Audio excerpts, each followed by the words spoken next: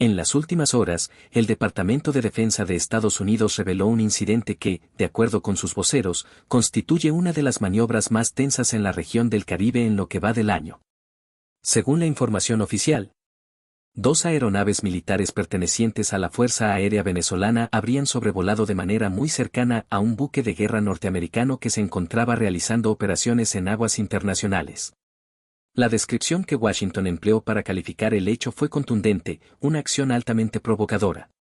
Este tipo de lenguaje diplomático no se utiliza de manera ligera, pues abre la puerta a un marco de tensión militar en un espacio geopolítico ya de por sí complejo, donde conviven disputas por el narcotráfico, intereses energéticos, rivalidades ideológicas y movimientos estratégicos que trascienden lo local para impactar en todo el hemisferio. El comunicado del Pentágono fue directo al señalar que las aeronaves actuaron bajo órdenes del gobierno de Nicolás Maduro. Según la nota difundida, hoy 2 aviones militares del régimen de Maduro volaron cerca de un buque de la Armada de Estados Unidos en aguas internacionales. Esta maniobra altamente provocadora fue diseñada para interferir con nuestras operaciones en contra del narcoterrorismo. Las palabras no solo ponen en relieve el acto en sí, sino que enmarcan la narrativa dentro de un discurso que mezcla seguridad nacional con la lucha contra el crimen organizado. La frase siguiente fue incluso más incisiva: se le recomienda fuertemente al cartel que gobierna Venezuela que no persiga ningún esfuerzo por obstruir, disuadir o interferir en operaciones antinarcóticos y antiterrorismo llevadas a cabo por las Fuerzas Armadas estadounidenses. El hecho de que se utilice la expresión cartel que gobierna Venezuela no es casualidad, pues forma parte de una estrategia discursiva más amplia que busca presentar al gobierno de Caracas como una entidad criminal antes que como un Estado soberano.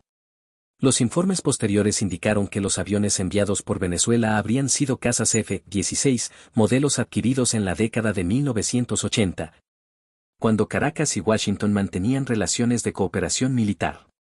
El blanco de esta arriesgada maniobra habría sido el USS Jason Dannen, un destructor de misiles guiados de la clase Arleigh Burke, embarcación con un amplio historial operativo y considerada una pieza clave en la flota de superficie de la Marina de Estados Unidos.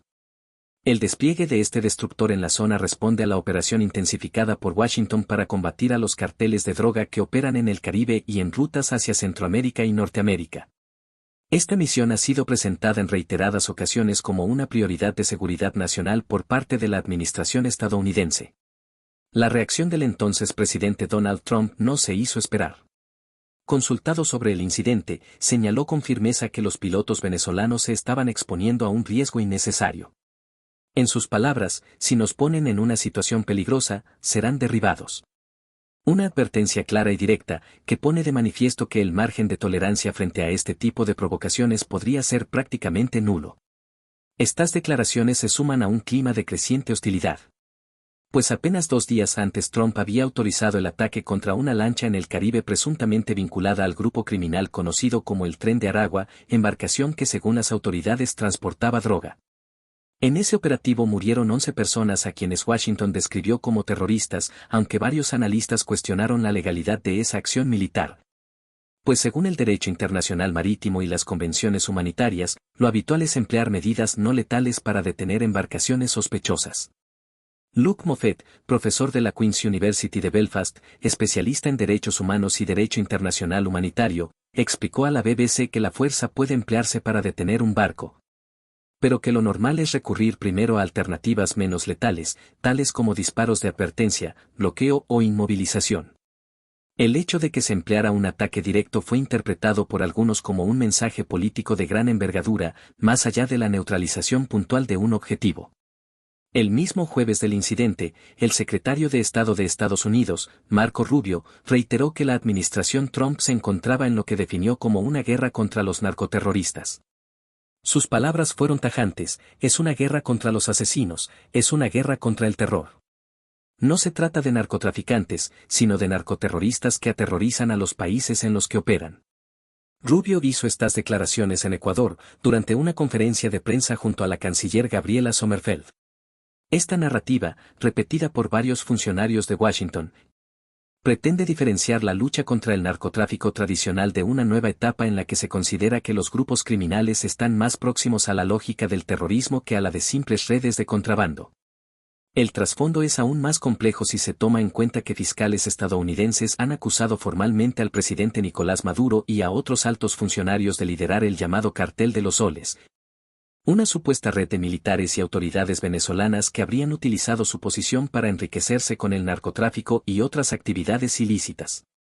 Aunque Caracas niega de manera categórica estas acusaciones y asegura que forman parte de una campaña de difamación política, lo cierto es que la narrativa en Washington está cada vez más instalada en la opinión pública y en el Congreso.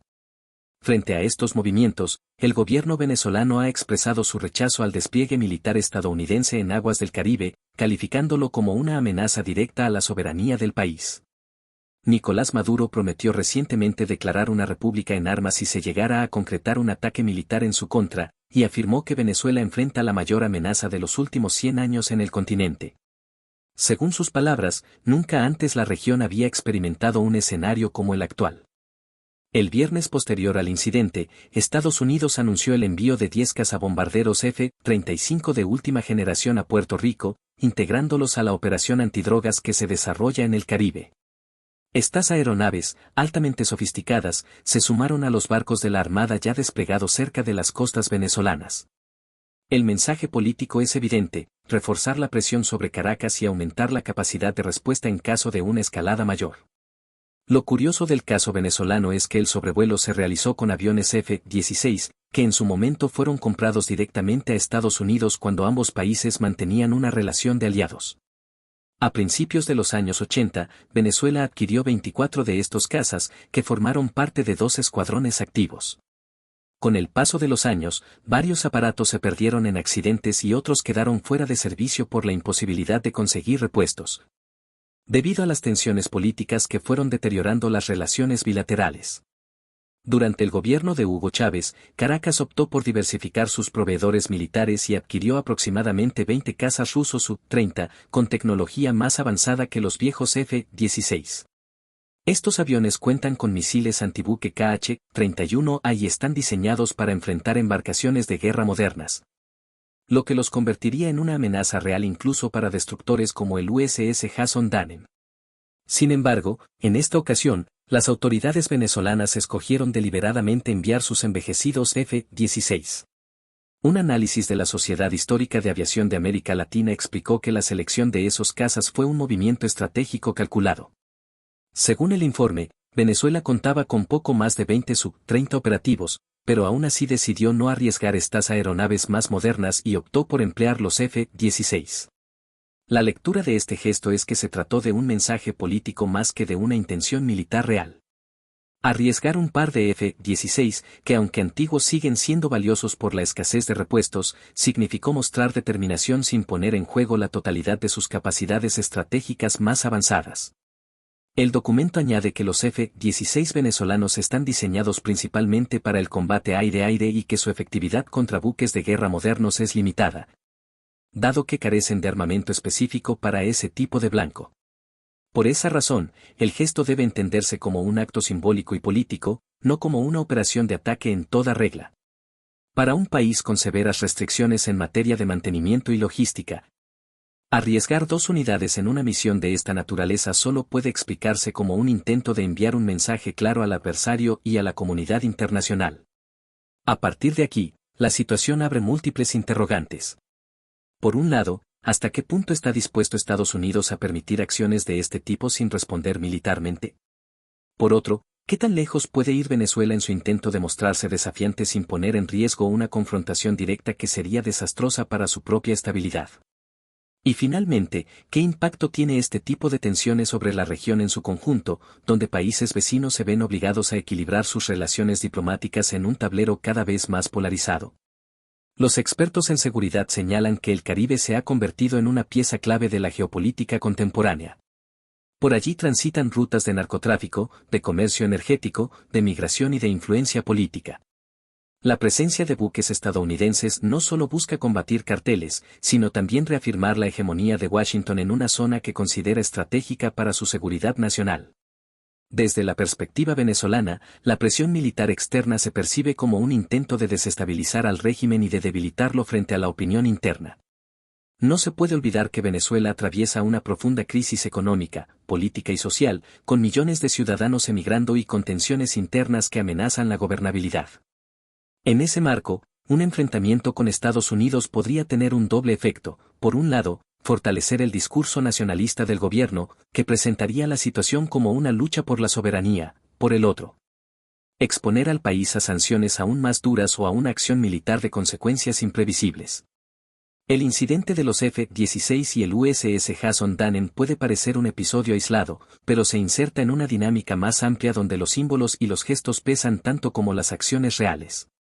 La decisión de qué avión enviar, el tipo de comunicado que se emite, la retórica empleada por los líderes, todo forma parte de un ajedrez donde cada movimiento está calculado para enviar mensajes múltiples. A la población interna, a los aliados internacionales y a los adversarios directos. Lo que está claro es que la tensión sigue en aumento y que cada semana parece traer un nuevo capítulo a esta historia que mezcla la lucha contra el narcotráfico, la rivalidad ideológica, la geopolítica del Caribe y la narrativa de la seguridad global.